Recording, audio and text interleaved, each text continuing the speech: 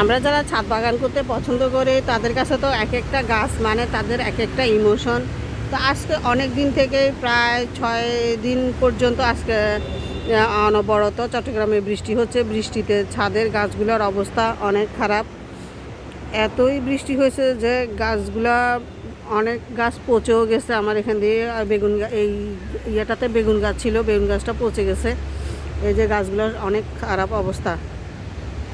এখানে একটা জিনিয়া ফুলের গাছ ছিল, জিনিয়া ফুলের গাছটাও পচে গেছে।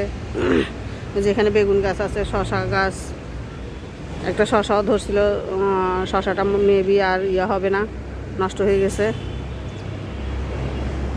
এখানে মরিচ গাছ আছে, মরিচ গাছগুলোতে ফুল আসছিল, মরিচও আসছিল, কিন্তু অতি বৃষ্টিতে গাছগুলা কেমন জানি হয়ে গেছে।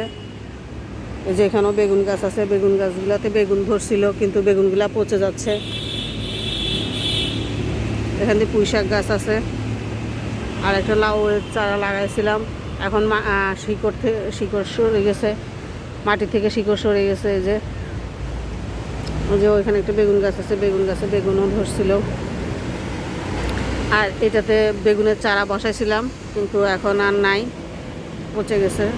আর এই বরবটি গাছগুলোতে বরবটি আসা শুরু করছিল, ওই যে বরবটি আসা শুরু করছিল, কিন্তু এত পরিমাণে বৃষ্টি চট্টগ্রামে এবার রেকর্ড পরিমাণে বৃষ্টি হয়েছে, যার কারণে মানে আমরা ছাদে যারা গাছ লাগাই তাদের অনেক খারাপ অবস্থা। এই যে এখানে একটা শশা গাছ আছে, তো বৃষ্টির পরে এগুলো সবগুলো উঠাই ফেলবো, আর এখানে লাউ গাছ মাচা দিয়েছিলাম, মিষ্টি কুমড়া গাছ মাচা দিয়েছিলাম।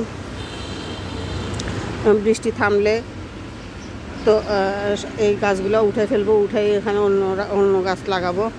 আর এখানেও লাউ গাছ আছে, লাউ গাছের পাতাগুলো হলুদ হয়ে গেছে, বৃষ্টির কারণে ছাদেও আসতে পারি না, গাছগুলোর যত্নও করতে পারি না, গাছগুলো কেমন জানি হয়ে গেছে। তো বৃষ্টি থামুক, বৃষ্টি থামলে তারপরে গাছগুলো প্রপার যত্ন করব। আবার অনেক শখের গাছ ছিল। আর এখানে কচু গাছ লাগাইছিলাম, কচু গাছগুলো থেকে কচু হয়েছে, অনেকগুলো কচু হয়েছে, কচুগুলো তুলে নিতে হবে।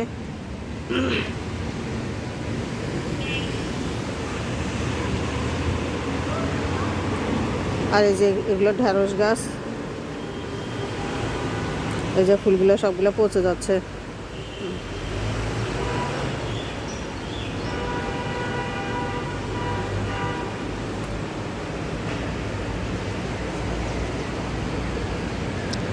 সবগুলো ফুল পচে যাচ্ছে, এত পরিমাণে বৃষ্টি যে এগুলোও পচে যাচ্ছে। আর এখানে একটা কাঠগোলাপের গাছ আছে, কাঠগোলাপের গাছটা আমি অনেক আগে লাগাইছিলাম, মানে 2-3 সপ্তাহ হবে লাগাইছিলাম। তো এটাকেও বড় একটা কিছুতে নিতে হবে, বালতিতে লাগাইতে হবে, মাটি প্রস্তুত করা নাই, থাকলে এখন লাগাই দিতাম, তাহলে হয়ে যেত।